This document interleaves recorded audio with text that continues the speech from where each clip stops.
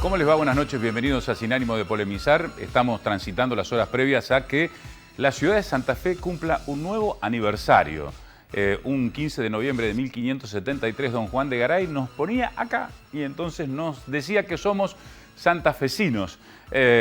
Bueno, vamos a estar haciendo un recorrido histórico, un recorrido muy particular que tiene que ver con las características de aquella Santa Fe la Vieja, de su traslado, de lo que fue con posterioridad la llegada de la corriente de los afroamericanos, porque hace poco tiempo atrás se estuvo desarrollando un encuentro que tiene que ver precisamente con esto, la situación de Bolivia, la zona de Santa Fe, el Gran Santa Fe, alberga una gran cantidad de bolivianos. Se calcula que cerca de 6.000 a 7.000 bolivianos habitan nuestra zona y la desesperación por tener noticias de sus familiares, ya que no hay posibilidades de comunicaciones.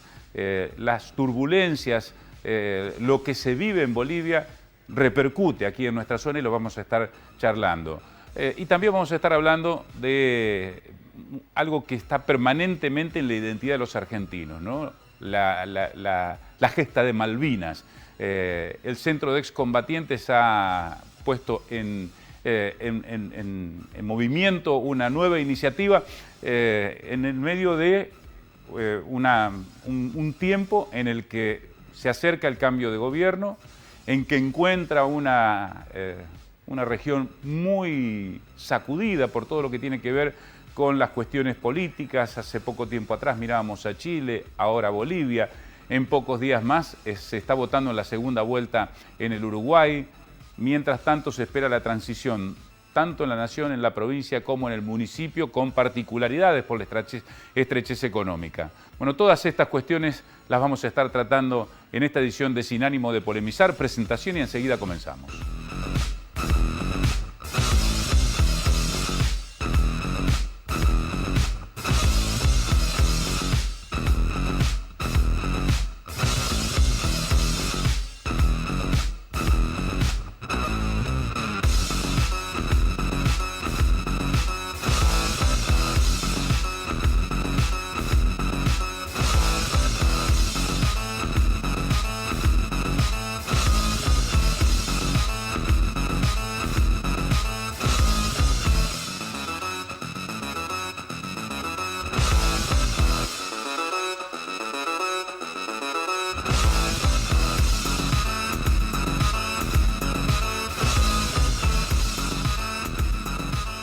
Decíamos que más de 6.000 personas, calculo que un poco más, cerca de 1.500 familias, son las que habitan en el Gran Santa Fe procedentes de Bolivia. Son bolivianos que tienen esa casi, uno podría llegar a decir, la doble nacionalidad santafesina boliviana por el afincamiento que tienen desde hace muchos años en nuestra región. Hermelindo Ramos es uno de los representantes de la comunidad boliviana.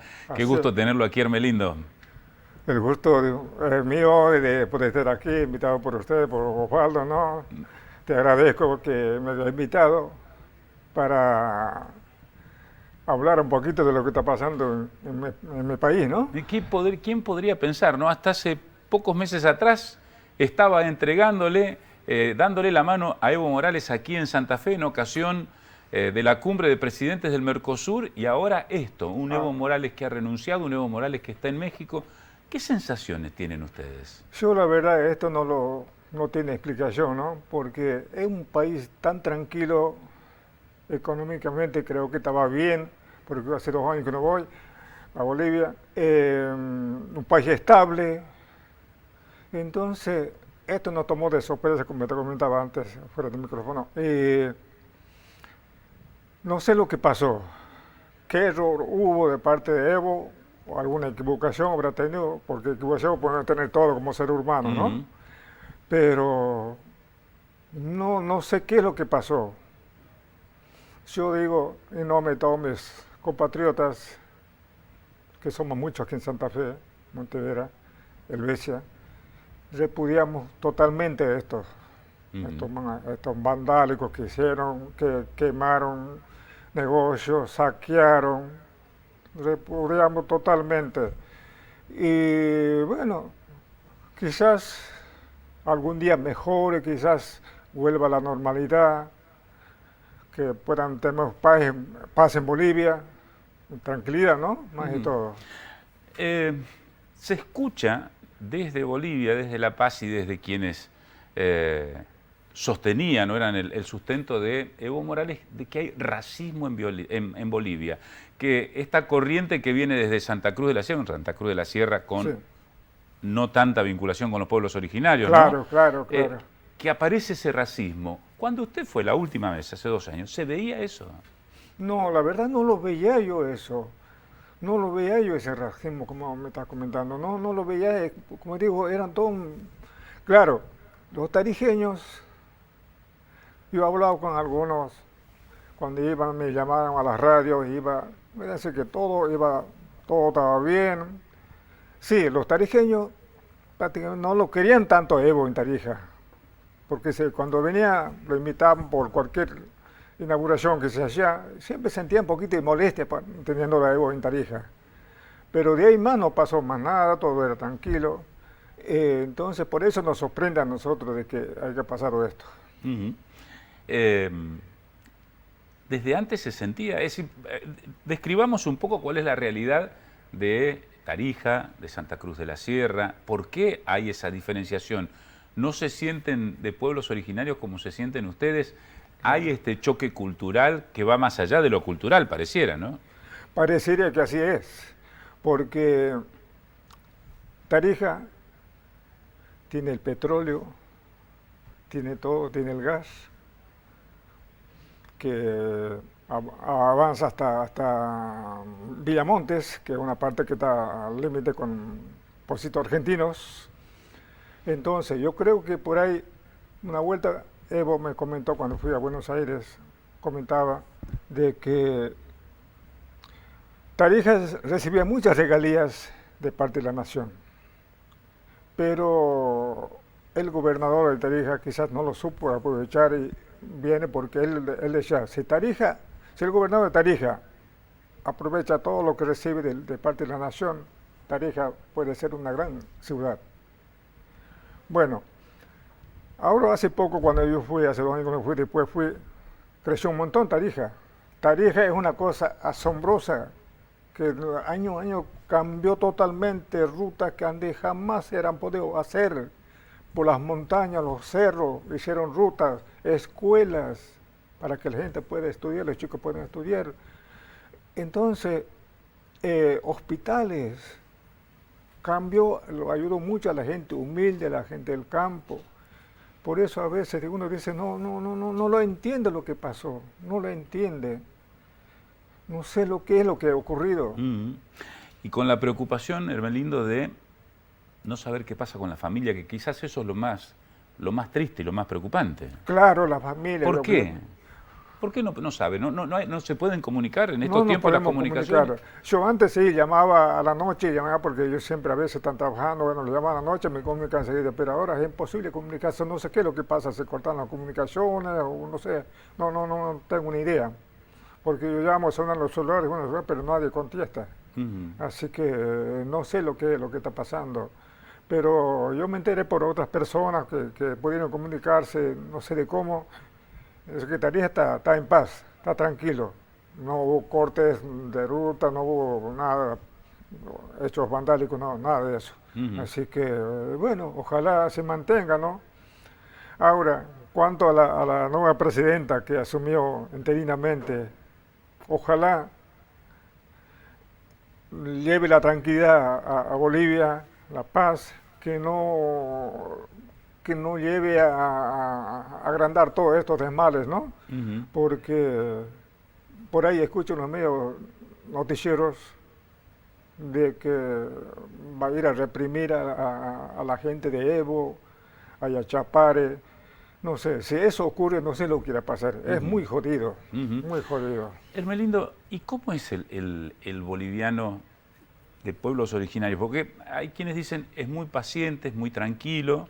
Claro. Pero cuando colma la paciencia... Sí, cuando rebalsa el vaso, digamos. Exacto, cuando se rebalsa el vaso. Sí, dice que es muy jodido, la gente se enardece, sale al encontronazo con la misma policía. Así que, porque yo vi en el noticiero que venían gente del Alto que llaman, no sé, lo llamaban los ponchos rojos. Se venían, pero yo dije, bueno, aquí se agarraron con la policía y no sabe cuántos muertos puede haber. Hablando de muertos, hay medios que comentan que hay muchos muertos y otros dicen que no, 4 o 5 nada más, que no lo dan a conocer la cantidad de muertos que hay. Desgraciadamente no lo podemos saber. Descríbanos, ¿no? Uno está en La Paz y después está El Alto, ¿no? En donde dicen, yo no conozco Bolivia, ¿no? Claro. Dicen que vive muchísima gente, ¿no? Que vive y que este gobierno ha mejorado muchísimo el nivel de vida del Alto. Hay un medio de transporte que tiene casi una frecuencia de un colectivo aquí, ¿no? Exactamente. No, como te digo, Osvaldo, Bolivia, no sé si habrá otro presidente como Evo que pueda hacer lo que hizo Evo. Hay bronca porque Evo miró un poco más al pueblo originario. Claro, al campesino, a la gente campesinos. Los ayudó muchísimo. Antes veíamos una casa de adobe, de tierra. Ahora no va a haber una casa de adobe, todo de material, todo ladrillo, todo bien instalado, que los ha ayudado con material. Solamente el dueño ponía el terreno y nada más. Y eso, tienen agua, tienen luz, tienen gas, sin cobrarles un centavo, Osvaldo. Por eso digo, no sé qué es lo que ha ocurrido. Y acá, muy raro. ¿Y acá la comunidad qué comenta? La comunidad aquí comenta de que ellos están muy tristes, porque muchos tienen familiares allá, y están muy tristes lamentablemente porque no saben lo que puede pasar más adelante. Así que ellos dicen, ojalá mejore, que no siga pasando esto lo que pasó, que Evo creo que hizo mucho, no lo podemos decir que hizo malas cosas, se puede haber equivocado como todos, pero no sé, yo por ahí me pongo a pensar, Osvaldo, de quizás en estas elecciones quizás no tenía que ser presentado como candidato él, quizás fue el error ese. Para mí viene el haber forzado un cuarto mandato. Claro, un cuarto mandato. Ya son 14 años, bueno, ¿por qué digo no tenía otro representante para que sea candidato a presidente? Bueno, por ahí yo creo que a lo mejor se equivocó. Aquí se apuntó a las mesas en la Argentina, ¿no? Que allí es donde aparentemente aparecen estas irregularidades de las que habla la OEA. Claro. Ustedes fueron a votar. ¿Y qué encontraron? Yo no fui a votar porque mi documento mío no estaba bien, pero mis compañeros fueron a votar. Dice que todo normal, todo tranquilo. Y nada pasó, votaron, se vinieron de vuelta, fueron a Rosario a votar, pero no hubo nada, ningún comentario, nada, todo tranquilito. Lo comentaban mis compañeros, miren, está todo tranquilo. Fuimos, votamos, nada, tranquilo, todo tranquilo. El respeto y el afecto de siempre, Hermelindo, hacia la comunidad boliviana y en particular a vos, gracias por estar aquí y compartimos este deseo que Bolivia encuentre la paz, no necesariamente su capital, sino la paz todo el pueblo, ¿no? Exactamente. No quisiéramos que pase en ningún país de América lo que está pasando en Chile, lo que pasó en Venezuela, lo que pasó en Ecuador, nos tocó a nosotros. Pero bueno, ojalá nunca nos toque aquí a Argentina o a ningún país de América, o al mundo, podemos decir. Bueno, yo, Waldo, te agradezco que me invitó en nombre de toda mi colectividad, darte las muchas gracias. Ojalá que Bolivia encuentre la paz. Ojalá. Hombre de radio, Hermelindo, ¿no? Hacemos un programa con Marcelito Duque, no sé si lo conoce porque él me comenta mucho de vos. ¿Y qué día va? ¿Y en qué radio? Radio Patria. Nosotros salimos los domingos a las 8 de la noche. Ajá. A las 8 de la noche salimos. Así que seguramente ese es un medio de comunicación importante. Exactamente, mucha audiencia tenemos, así que bueno. No sé por qué nos gusta. Desgraciadamente mi compañero ahora está internado y no sé cuándo lo van a operar porque yo hablé con la señora hoy y me dijo que no sabía si mañana o pasado, así que ojalá salga bien. Pronto restablecimiento. Un pronto restablecimiento. Gracias, Hermelindo. No, gracias, Waldo, gracias, muchísimas gracias. Establecemos aquí la primera pausa, estamos en Sin Ánimo de Polemizar, enseguida volvemos. Mantené tu abono al día y gana mucho más con Cable Video. Este mes sorteamos. Además, ingresá a nuestra fanpage e Instagram y participá por muchos obsequios más. Cruzá los dedos y ganá con Cable Video. Viví la Superliga. Si todavía no contrataste el Pack Fútbol, llámanos ya y empezá a disfrutar hoy de toda tu pasión desde la comodidad de tu casa. 2 canales premium en calidad Full HD, Fox Sport Premium y TNT Sport. 24 horas de programación los 7 días de la semana con contenidos exclusivos. Partidos en vivo y en calidad alta definición por fecha. Posibilidad de ver los partidos cuando quieras y donde quieras a través de las apps exclusivas. Con la contratación participás por sorteos de plateas para ver los partidos locales de Colón y Unión. Pedí tu pack al 0800 555 0909. Cable Video Digital. Mejor por donde lo mires.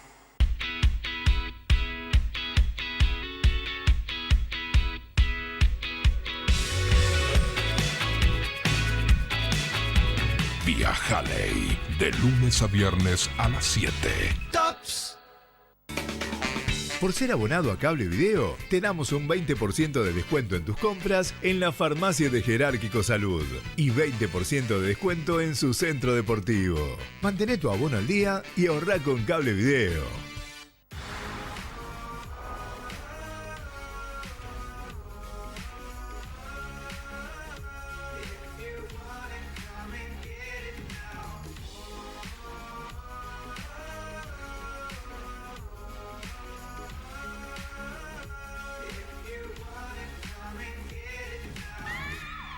Sounds like I'm shouting from a balcony in Munich. Like a vida.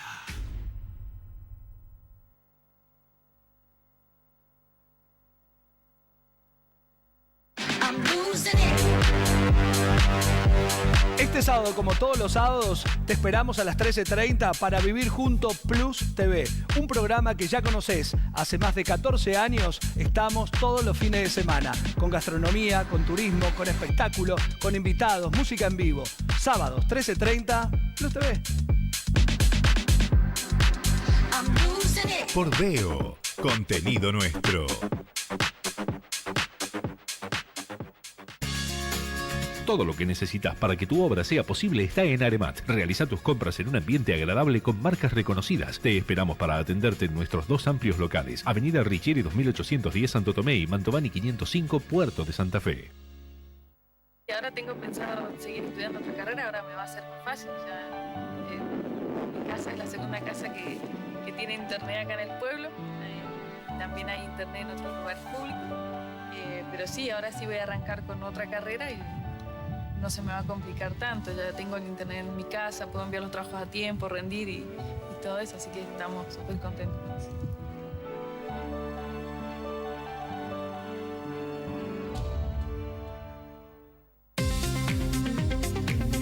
Canalveo.com, el nuevo portal de noticias de nuestro canal.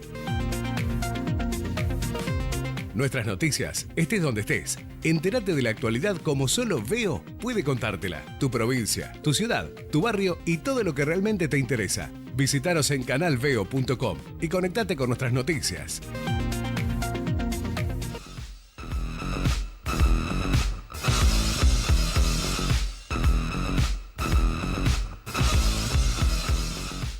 Bueno, estábamos hablando hace instantes con Hermelindo Ramos, representante de la comunidad, uno de los integrantes de la comunidad boliviana en nuestra región, en Santa Fe. Es una presencia muy fuerte, pero también ha habido en los últimos días esta manifestación de las huellas del África en Santa Fe. ¿Cómo les va? Buenas noches. Bien, buenas noches. Bueno, ha sido importante, por lo que estaba leyendo, según el censo de principios del siglo XIX, era importante, porque no aparecían como afro, ¿no? Sino que eran mestizos, mulatos. Bueno, en realidad se construía una categoría que se llamaba pardos y morenos. Ajá. Y dentro de esa categoría, de esa clasificación que se usaba en todo el Río de la Plata y en prácticamente toda América Hispana, se clasificaba a las personas como pseudo-racialmente, socialmente, en morenos, que era como un eufemismo de negro, o pardos, que eran producto de distintas mezclas, o lo que se llamaban las castas, entre africanos, que vinieron de modo forzado, esclavizados, afrodescendientes, indígenas, mezcla de indígenas y negros, mezcla de españoles e indios mestizos. Entonces, claramente, casi el 40% de la población de Santa Fe, en ese momento, que es muy cerca del momento de la Revolución de Mayo, eran pardos y morenos. Entonces es una fuerte, lo que trata de hacer la muestra de Huellas de África en Santa Fe es un poco dar cuenta de cómo esa historia de la diáspora africana y de las sucesivas mezclas es parte de nuestra historia de la ciudad. Mariano, quizás el identificante del africano, que es su color de piel, se ve quizás mucho más presente en el Uruguay que en nuestra región, ¿o me equivoco?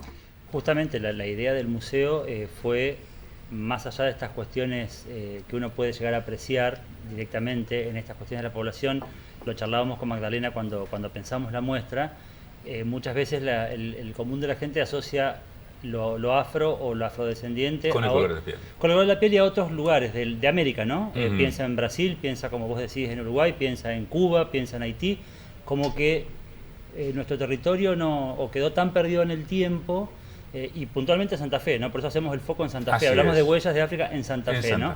Porque también la relación que hacemos, que tiene mucho que ver con la enseñanza que recibimos en las escuelas, es una cuestión muy de Buenos Aires. Entonces, bueno, acá queremos hacerlo carne en nuestro territorio, y en un momento histórico bastante amplio, ¿no? Bueno, Magdalena puede dar cuenta mejor de esto, pero tratamos de llegar hasta la actualidad. Es decir, bueno, a ver cómo visibilizamos esta población en nuestros días, no solamente en el periodo colonial y quedarnos con un poco el cliché que ya tenemos armado de la sociedad colonial.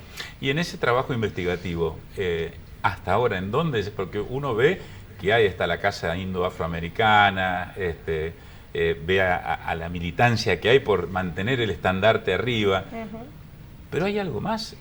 ¿Es más grande de lo que se ve? Sí, precisamente lo que intenta la muestra es mostrar muchas de esas huellas que son muy difíciles, a las cuales es difícil acceder, porque era muy difícil para los esclavizados, especialmente, producir registros y dejar registros de esa presencia. Y después también era difícil históricamente reivindicarlo. Va a ser algo, un movimiento en los 90, donde la gente va a decir, sí, yo soy afrodescendiente y eso está bueno, no está mal. Entonces eso llevó a procesos de ocultamiento. Entonces los rastros que la muestra va mostrando tienen que ver con registros parroquiales, con los censos, con libretas de familia, con juicios, con actas del cabildo, donde esa presencia en cierto sentido es registrada, son registrados como cosas muchas veces, ¿no es cierto? Los esclavos, compraventas de esclavos, compras de libertad, pero lo que tratamos en la muestra es mostrar cómo era la vida de estas personas y cómo fueron, digamos, parte de nuestra historia, una gran parte de nuestra historia, digamos, prácticamente el 10% de las personas hasta la abolición de la población de la ciudad eran esclavizados. Entonces, bueno, ¿qué hacían? ¿Cómo formaban sus familias? Y ahí tratamos de mostrar registros de matrimonios de una Angola con un Mozambique, sus hijos, y tratar de mostrar que eso no pasó en otro lugar, sino que tiene que ver, como aquí, decíamos, con nuestra historia. Entonces los rastros tienen que ver un poco con eso, y también apostamos a hacer dos reconstrucciones o usar algunos recursos más literarios y más creativos, que son algunos poemas e incluso una reconstrucción teatral, digamos, un video donde actuaron actores pensando, como poniendo en primera voz qué diría un esclavizado sobre su libertad concedida por un amo, para discutir un poco una idea muy común, que es decir, bueno, no había o había pocos, y el otro mito es los trataban muy bien. Entonces, y en esa idea de una esclavitud benigna y de buen trato, la idea de la manumisión que daban los amos es tomado como un indicador.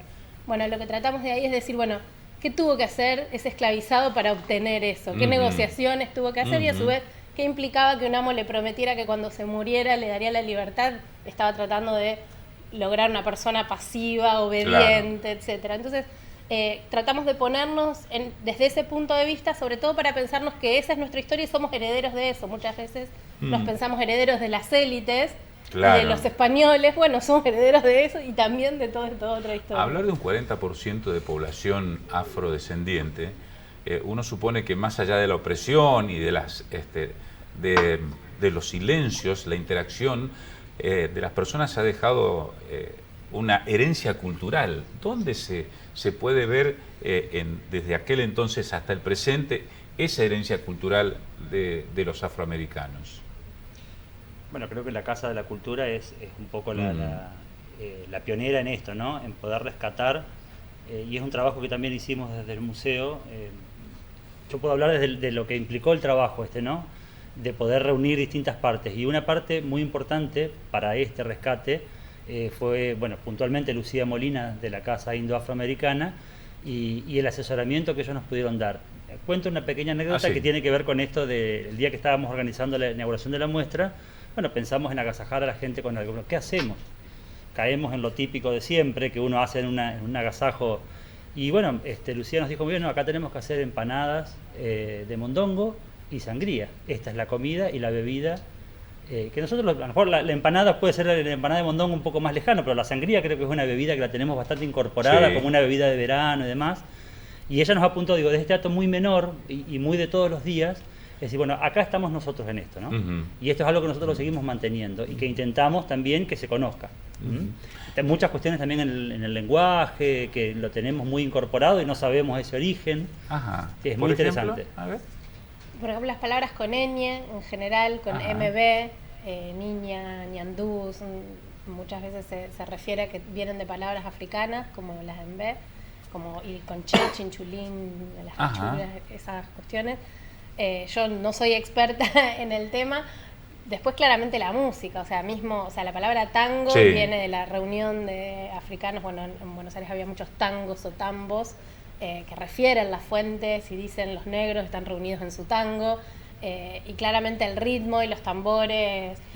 Igualmente creo que podemos como rastrear algunas de esas permanencias, digamos, pero también podemos reflexionar sobre el corte de esas tradiciones también y cómo hoy, digamos, recuperar la memoria de ese pasado tiene que ver con tratar de recrear algunas de esas prácticas que se ha hecho sobre todo desde la música, desde el candombe, que se ha empezado a practicar, digamos, en distintos lugares del litoral en general y de la Argentina en general, del litoral en particular. Pero también pensar que la necesidad de recrear tiene que ver con prácticas que hubo que ocultar, que hubo por eso decía, que ¿no? mantener. Entonces, exacto, es como difícil, tenemos el lenguaje. Y yo pienso un poco que hay que salir de la lógica de la contribución. A ver, ¿cómo sería esa lógica de la contribución? Que sería como decir, bueno, ¿y qué aportaron? Entonces, si aportaron algo, los podemos recordar. Si no aportaron... Tipo una sociedad, ¿no? Exacto. A ver qué aportan ustedes, cuántas acciones aportan. Forma parte de nuestra historia y en todo caso recordar los silencios y saber las dificultades especialmente que tuvieron que sufrir para incorporarse. Y cómo incorporarse significó abandonar un montón de esas prácticas y un montón de esas memorias. Tiene que además no vinieron por propia interpelarnos voluntad, por ¿no? ahora, exacto, es una migración forzada, eso es fundamental. Mariano, ¿y en qué horarios y qué días se puede visitar la muestra en el Museo Etnográfico? Museo Histórico. Histórico, Museo Histórico Provincial, San Martín 1490, San Martín y 3 de febrero, frente a la Plaza 25 de Mayo. La muestra estará en sala hasta abril del año próximo, así que tenemos un buen tiempo. Los horarios de noviembre y diciembre son los lunes de 8:30 a 12:30, martes a viernes de 8 a 12 y de 4 a 8. Y los fines de semana y feriado, que estamos acá cerquita de un fin de semana largo y es una buena ocasión para acercarse, de 17 a 20. Gracias por haberse acercado aquí. Gracias a ustedes por el interés. Establecemos aquí la segunda pausa, enseguida volvemos.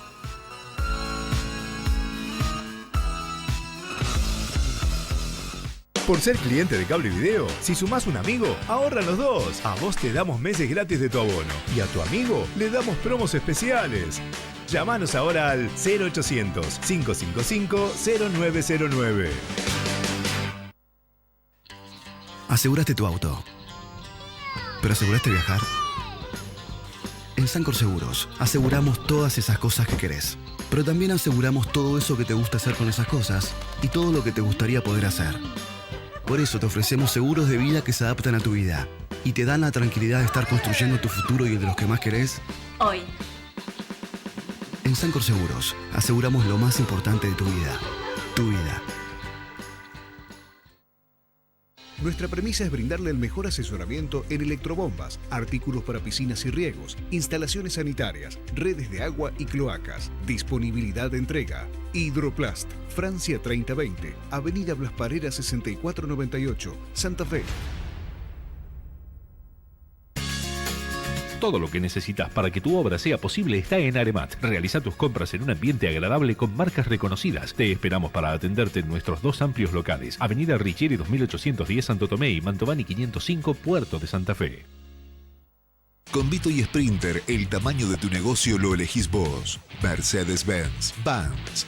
Acércate a Bieler. www.bieler.com.ar.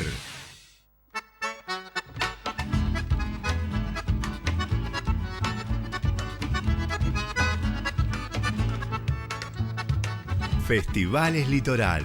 Lucía y Julián nos muestran el color de cada fiesta regional. Sumate con ellos a viajar y conocer más nuestra región. Festivales Litoral. Sábados 21 horas por Veo. Contenido nuestro. Con Vito y Sprinter, el tamaño de tu negocio lo elegís vos. Mercedes-Benz, Vans. Acércate a Bieler. www.bieler.com.ar.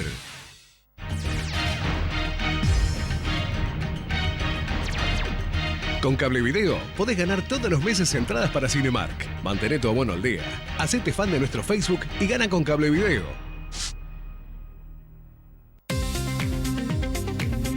Canalveo.com, el nuevo portal de noticias de nuestro canal. Nuestras noticias, estés donde estés. Entérate de la actualidad como solo Veo puede contártela. Tu provincia, tu ciudad, tu barrio y todo lo que realmente te interesa. Visítanos en canalveo.com y conectate con nuestras noticias.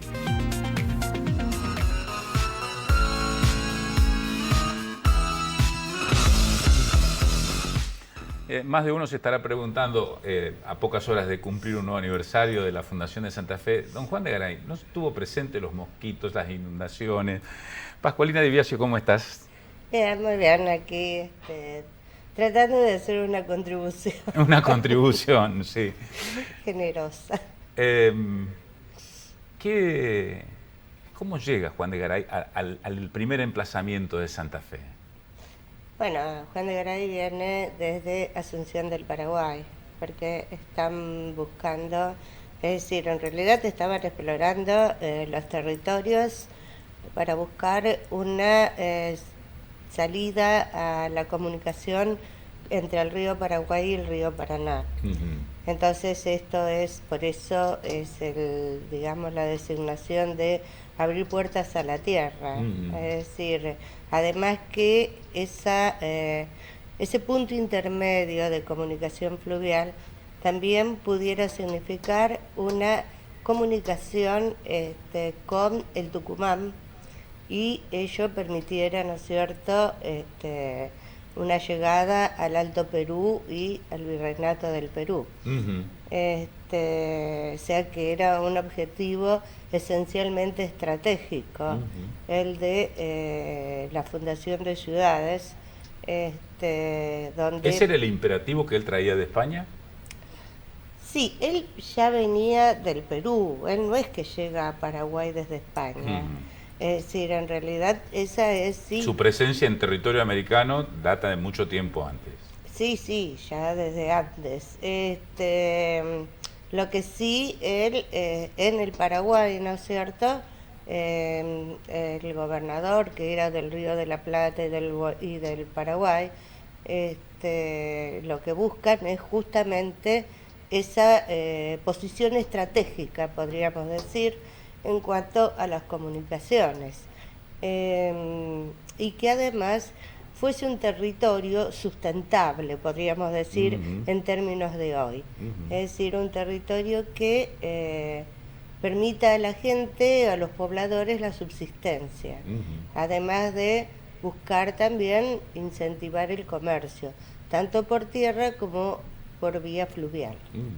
Uno hoy, escuchando estos puntos referenciales, Asunción, el Alto Perú, el Virreinato de Perú, la salida del Río de la Plata, en términos comunicacionales estamos hablando de horas, de pocos días. Sí, claro. ¿De cuánto tiempo hablábamos en aquel entonces? De años, ¿no? De Bueno, tránsito, de meses. Sí, en realidad a Juan de Garay empiezan a preparar la expedición en 1572.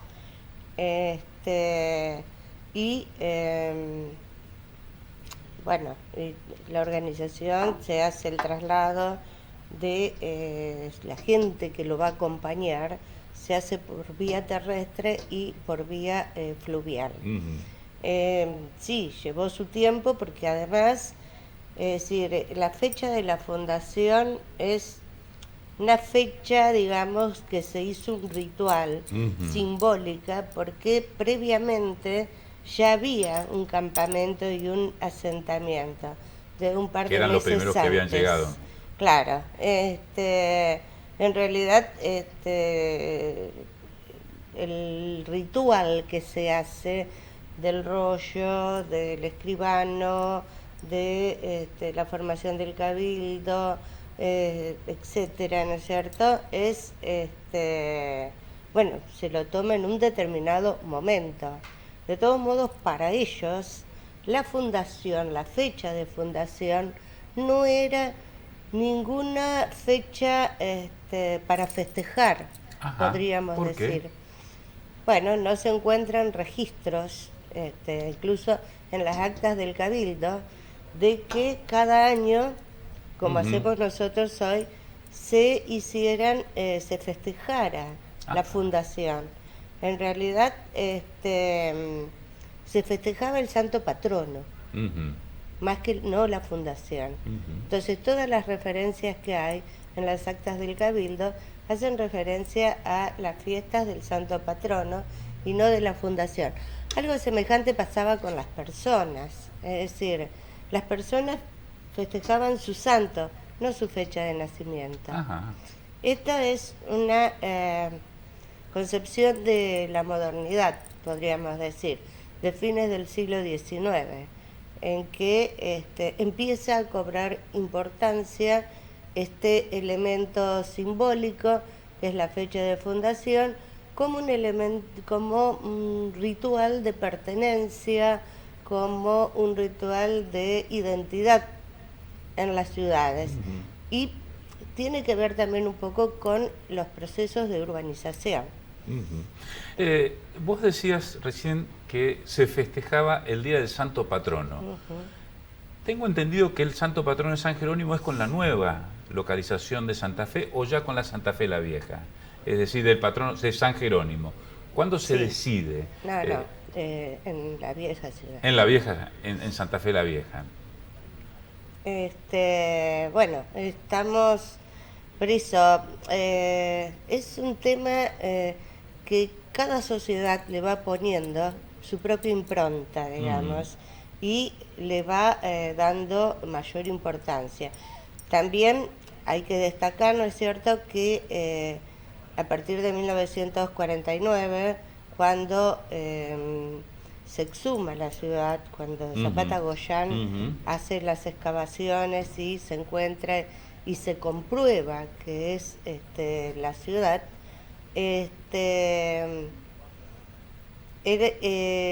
cobra mayor peso, digamos, el hecho de hacer el festejo, porque el festejo principal sigue siendo en el viejo sitio, mientras que la ciudad trasladada no tiene una fecha de fundación. Es decir, el traslado de la ciudad duró cerca de 10 años aproximadamente, y no hay ninguna fecha que diga este es el día en que se fundó Santa Fe de la Veracruz. ¿Y cuánto abrió a la ciencia, al conocimiento, la fundación, mejor dicho, el trabajo que es y el descubrimiento de Agustín Zapata Goyán de la localización de Santa Fe la Vieja? Uno puede tener referencias documentales, pero aquí se establece lo de Agustín Zapata Goyán aquí estuvo. No, sin dudas, pero además, bueno, Zapata Goyán fue una persona, ¿no es cierto?, que polifacético, es decir, que se destacó como político, como artista, como historiador, como arqueólogo, si se quiera, en los términos actuales, ¿no es cierto? Y bueno, él tenía esa intención, digamos, de localizar el punto exacto donde se había sentado o se había fundado Santa Fe la Vieja. También en ese trabajo colaboraron muchos historiadores y tuvo un papel muy destacado el ingeniero Víctor Nicoli, que él estaba a cargo del catastro, y también este trabajo y este interés del gobierno, porque también tenía que tener un respaldo y un apoyo. Él lo hace desde su cargo de director del Museo del Centro de Estudios Etnográficos y Coloniales, y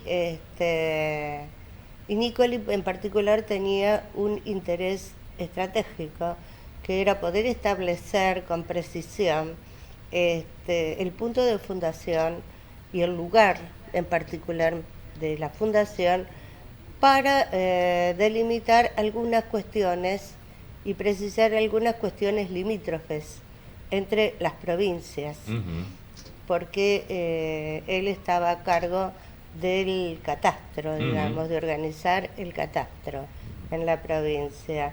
Entonces, es como que se confluyeron muchos intereses. Bueno, Zapata Goyán tuvo el tesón, digamos, de llevar adelante esta empresa, podríamos decir, donde además, bueno, se dio esa conjunción o ese trabajo interdisciplinario entre los historiadores y los arqueólogos, que bueno, que enriquece tanto el desarrollo de la ciencia. Gracias, Titi, por estar aquí. Bueno, muchas gracias a ustedes. Establecemos aquí la última pausa en Sin Ánimo de Polemizar. Enseguida volvemos.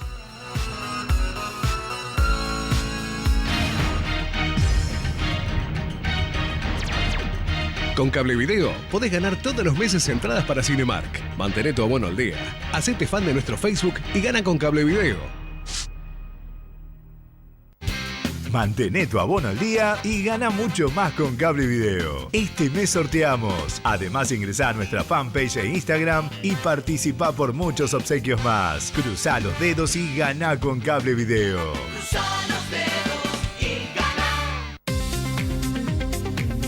Canalveo.com, el nuevo portal de noticias de nuestro canal. Nuestras noticias, estés donde estés. Entérate de la actualidad como solo Veo puede contártela. Tu provincia, tu ciudad, tu barrio y todo lo que realmente te interesa. Visítanos en canalveo.com y conectate con nuestras noticias.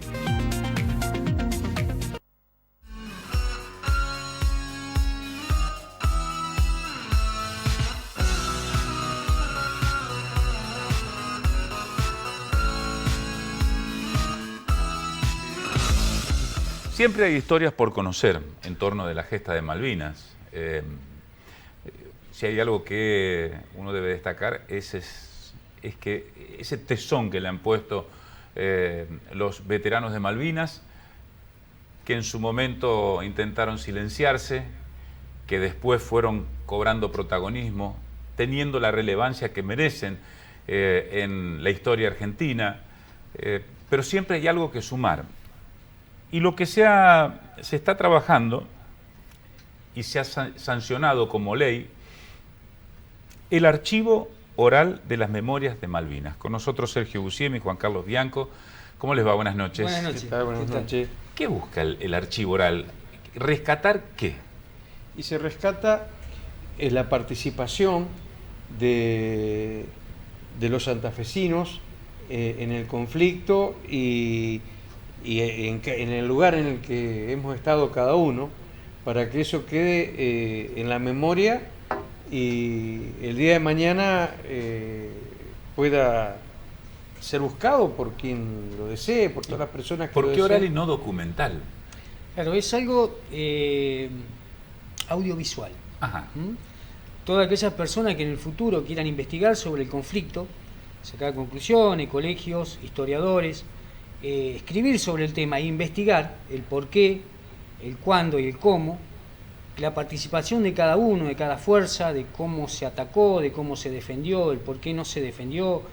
Todas esas cosas quedan en ese tipo de archivo gracias a la manera nuestra de comunicarnos, ¿no?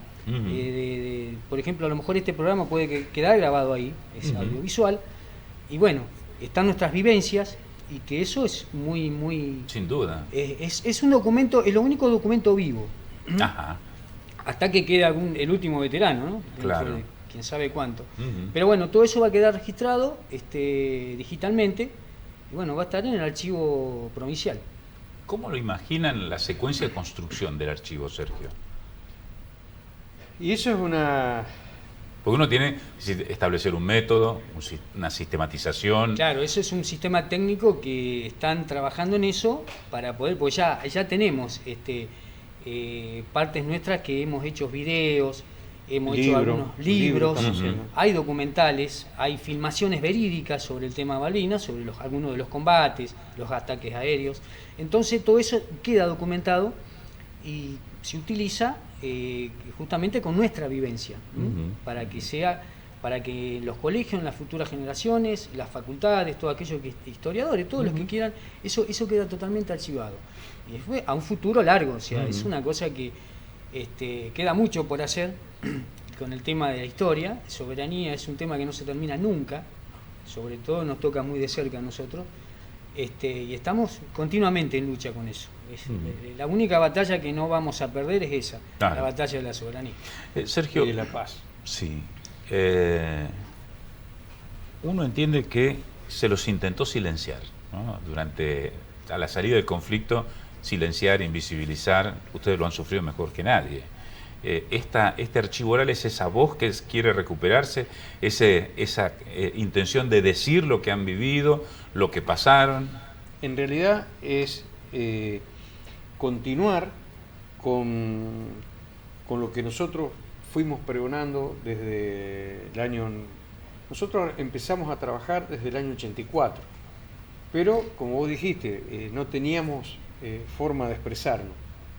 En la época como de los 90, ustedes, los periodistas, nos empezaron a dar un pie para que nosotros comencemos a contar nuestras vivencias.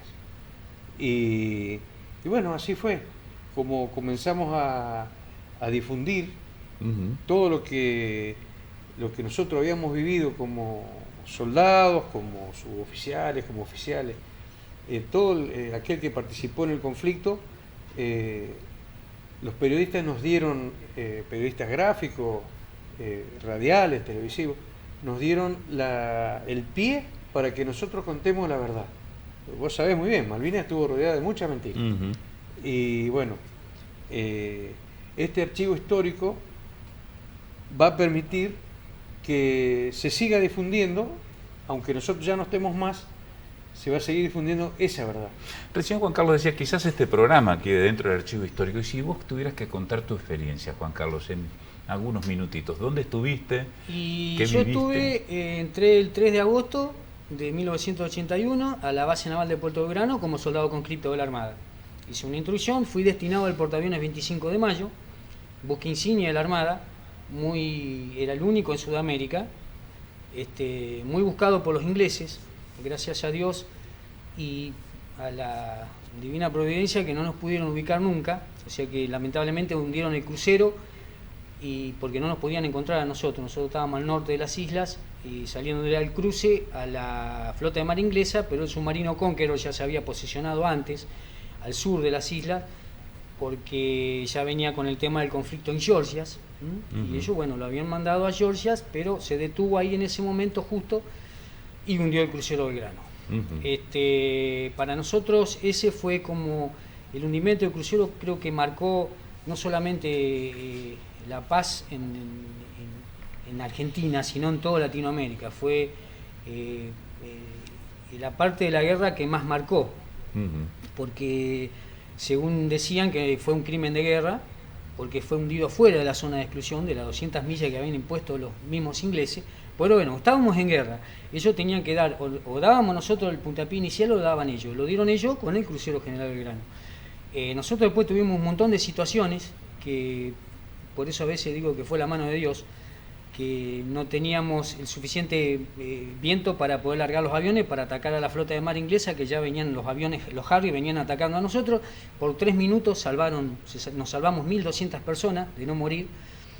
Sí, eso creo que hay mucho por investigar sobre todo eso. Nosotros, tanto él como nosotros, todos los soldados vamos como desclasificando cosas que nos vamos enterando, que aquellos superiores que estaban a cargo nuestro nos ocultaron durante mucho tiempo, y creo que eso ahora, después de mucho tiempo, nos sirve a nosotros y le va a servir a la parte, a todos los archivos históricos que podemos llegar a hacer, a lo que nosotros contamos, para que aquellos que quieran investigar el por qué, por eso te decía el por qué no nos atacaron, por qué, y hay cosas que hay que querer o reventar. Sergio, ¿y en tu caso? Y yo era soldado del Regimiento de Infantería 12, que por aquel momento estaba en Mercedes Corrientes. Nosotros participamos activamente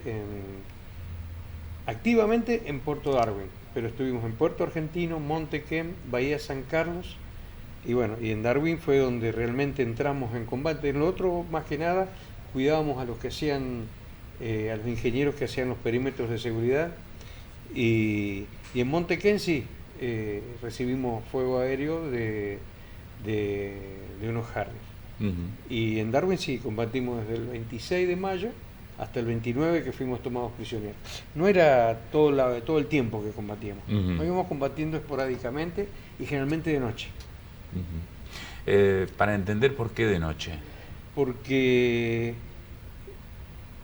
dicen que cobraban más, ellos tenían visores nocturnos, nosotros no, sabían que nosotros no teníamos visores nocturnos, pero nosotros lo que teníamos era mucha inventiva. Nosotros, mientras que íbamos, la guerra se fue armando de acuerdo a cómo iba pasando.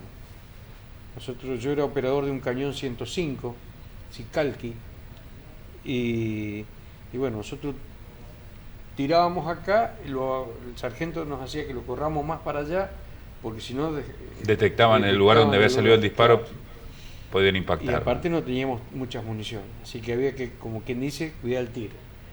Y después nos defendíamos cada uno con el fusil. El cañón tiene un fusil FAP de reglaje, un fusil automático pesado de reglaje, y bueno, yo lo usaba para defender, porque no podíamos arreglar, no había forma de arreglar ahí.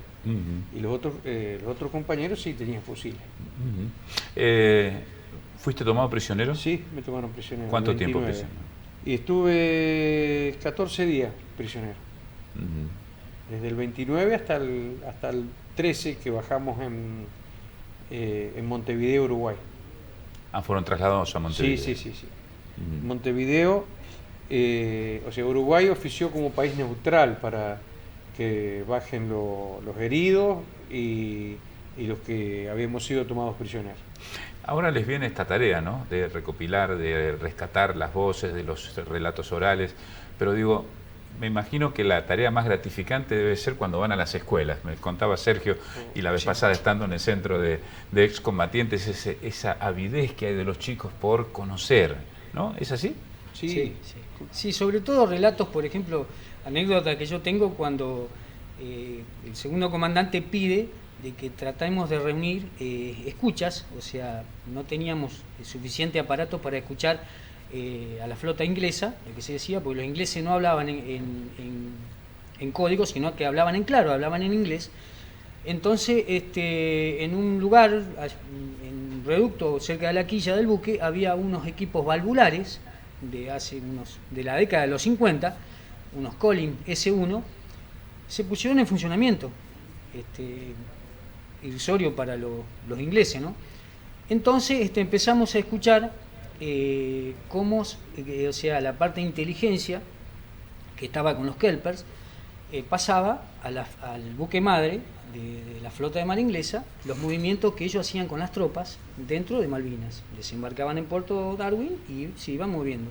Entonces nosotros pasábamos esa información a los que estaban. Si iban para el norte, decía, vayan para el sur porque ya ahí los van a bombardear. Pero habían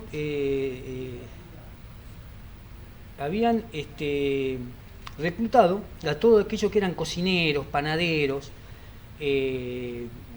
carniceros que trabajaban en la parte del buque, en la parte que supieran guaraní, chaqueño, formoseño, todos aquellos que supieran hablar guaraní. ¿Por qué?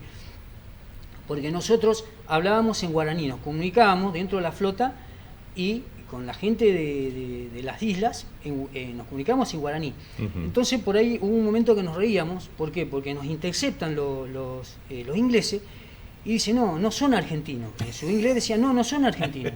Tienen que ser pesqueros chinos por la forma de hablar. Claro, ellos no conocían el idioma guaraní. Por eso, de por sí nos subestimaban muchísimo. Pero bueno, esa era una de las lecciones y eso es parte de lo que nosotros llamamos la viveza argentina, ¿no? Nosotros nos comunicábamos con ellos, con la gente que estaba en las islas, y le contrarrestábamos las posiciones a los kelper, pero le hablábamos en guaraní. Entonces quedaban en la frecuencia, pero no éramos japoneses, no éramos chinos, no éramos nada, guaraní. Pero ¿usted conoce algún inglés que sepa guaraní? No. Bueno, ese léxico nuestro, gracias a Dios, salvó muchísimas vidas. Gracias por haber estado aquí. Nos quedaríamos toda la noche, sí, la ¿no? Verdad que sí, pero bueno, gracias a ustedes. Gracias por acompañarnos y bueno, espero que sirva. Nosotros ponemos punto final aquí a Sin Ánimo de Polemizar. Los encontramos el próximo jueves, como siempre, en Veo Santa Fe a partir de las 22. Será hasta entonces.